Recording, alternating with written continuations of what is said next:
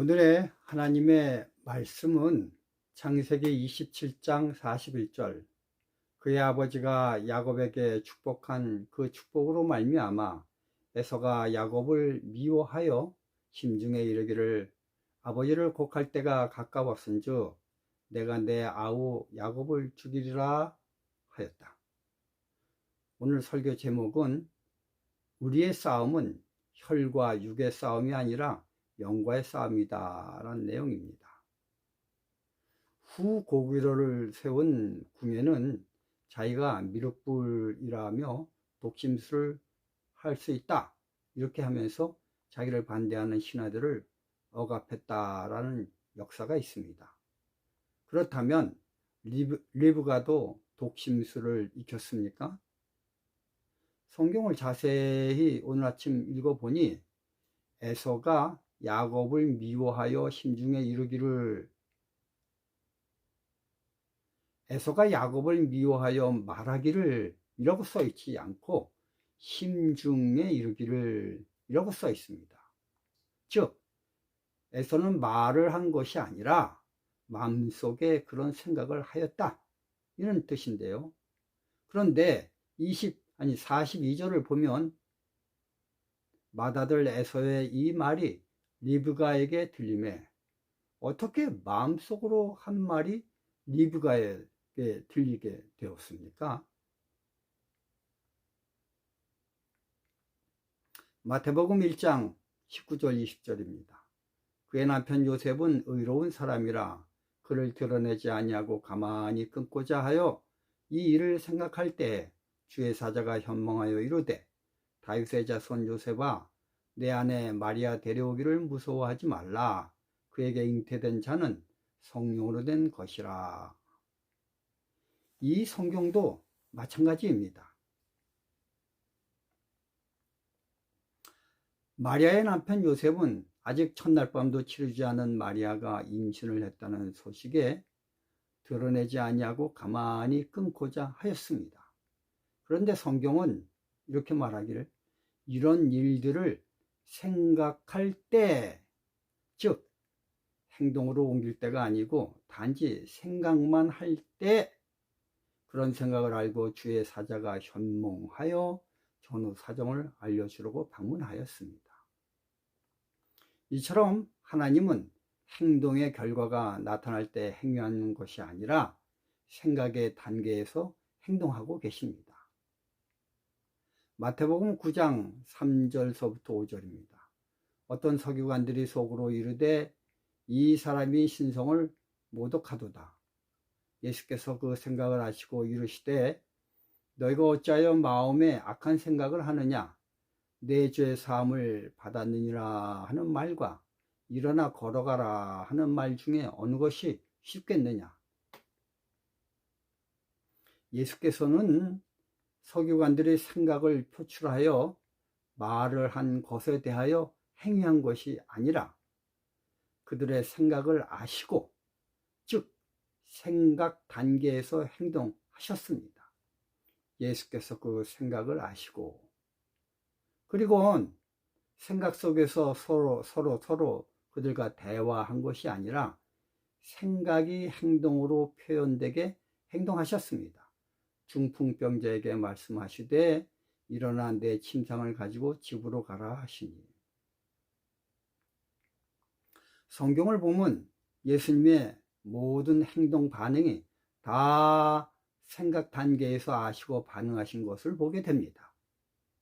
마태복음 12장 24절 25절 바리새인들이 듣고 이르되 이가 귀신의 왕 바알세불을 힘입지 않고는 귀신을 쫓아내지 못하느니라 하거늘 예수께서 그들의 생각을 아시고 이르시되 스스로 분쟁하는 나라마다 황폐해질 것이요 스스로 분쟁하는 동네나 집마다 서지 못하리라.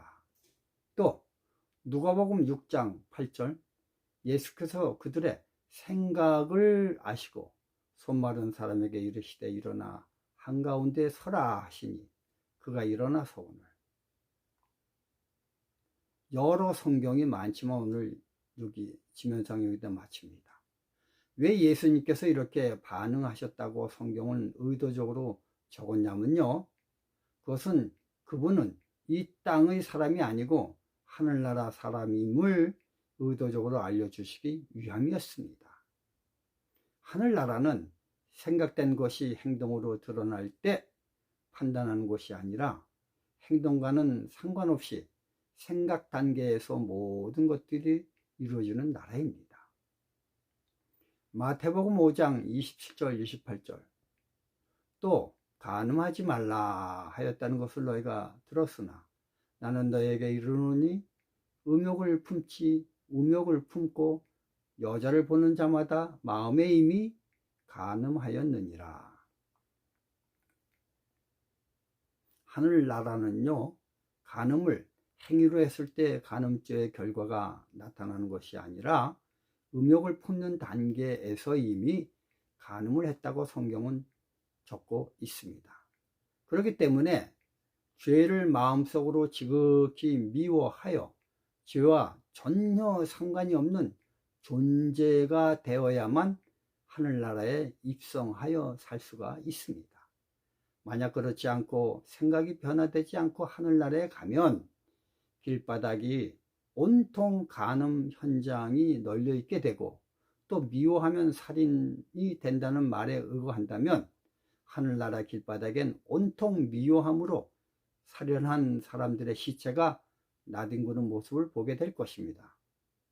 그렇기 때문에 품성 변화된다는 것은 행위의 단계에서 변화되는 것이 아니라 생각의 단계에서 변화되는 것을 말하고 있습니다. 그러나 우린 모두 생각하길 행동이 변화된 사람을 보면서 판단하고 있습니다. 왜냐하면 우리는 그들의 생각을 알 수 있는 영적 존재가 아니기 때문입니다. 이런 사상적 바탕 하에서 남의 행동이 옳고 그름을 판단하는 선생이 되지 말라는 말씀을 이해해야 됩니다. 사람은요, 10길 물속은 알아도 한 길 사람 속은 모르는 존재이기 때문입니다.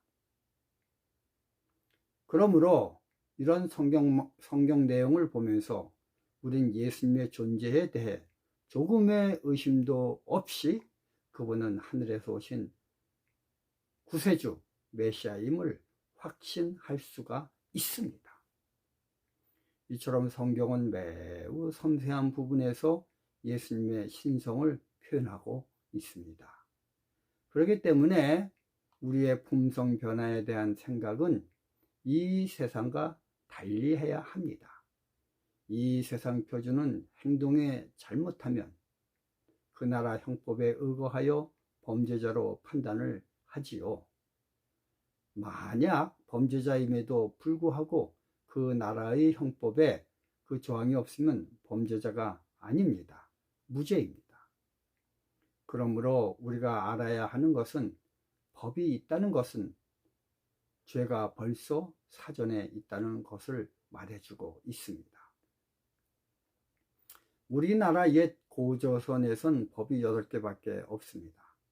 그러나 그럴지라도 그 8개의 법만 있을지라도 그 사회가 넉넉히 운영될 정도로 선한 나라였습니다. 허나 현대는 어떻습니까? 길 가면 길에 대한 법, 컴퓨터를 하면 컴퓨터에 대한 법, 창공을 날면 창공의 법 등등 어디를 가든지 법이 존재합니다. 요즘은요, AI 시대를 맞이해 AI가 더 생활 속에 들어오기 전 법규를 만든 후 AI를 사용해야 된다는 여론이 매우 강렬합니다. 기계에 대해 도덕성을 물을 수도 없고 법을 적용할 수가 없기 때문입니다. 그러나 법이 제정되기 전 벌써 현대는 그 폐해를 이루 말할 수 없이 크게 겪고 있습니다. 한 나라가 성립되려면 영토가 있고 국민이 있고 법이 있어야 합니다. 이게 국가 성립의 3대 요소입니다. 그런데 이 땅에서의 죄에 대한 정의와 하늘나라에서의 죄에 대한 정의가 전혀 다릅니다. 그것은 어디서부터 죄라고 단정 짓는 포인트가 다르기 때문입니다.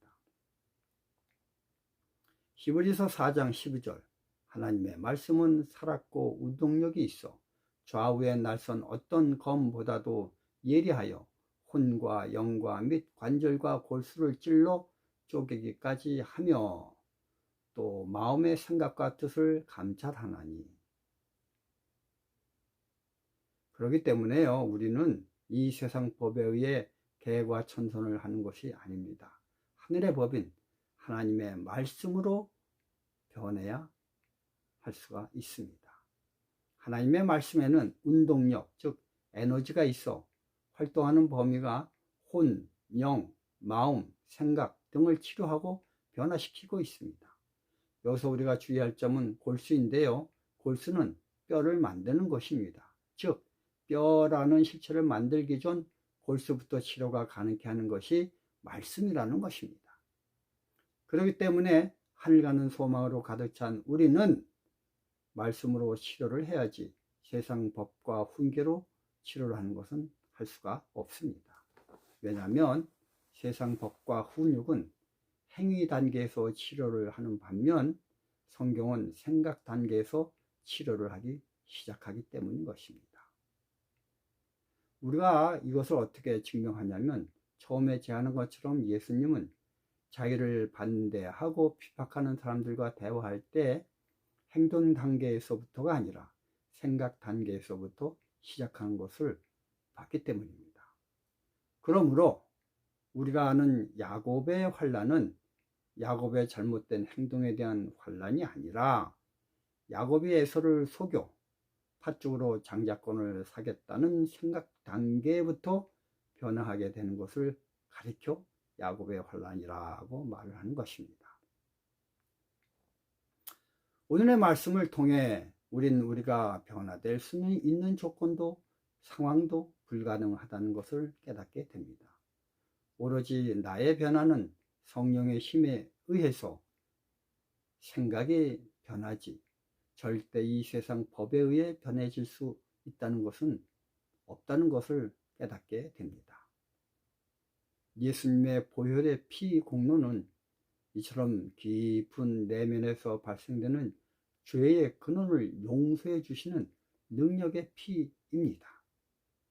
그래서 저는 종종 14만 4천인이나 이 14만 4천인이 실수냐 허수냐 또는 하늘나라에 가면 성소가 있느냐 없느냐는 등 또 생명과일과 생명수가 실제로 흐른다는 등등의 말을 들으며 그럴 수도 있지만 물질의 세계가 아닌 영의 세계에서 그보다 더 높은 수준의 그 무엇으로 그것들이 존재하지 아니할까라는 생각도 하게 됩니다. 여러분, 우리가 하나님을 예배하는 것은 영으로 예배하는 것입니다. 그런 사람을 우리 하나님은 찾고 계십니다. 모두 다 이러한 하나님의 뜻에 맞는 영적인 사람이 되길 바라며 말씀을 마치겠습니다. 감사합니다.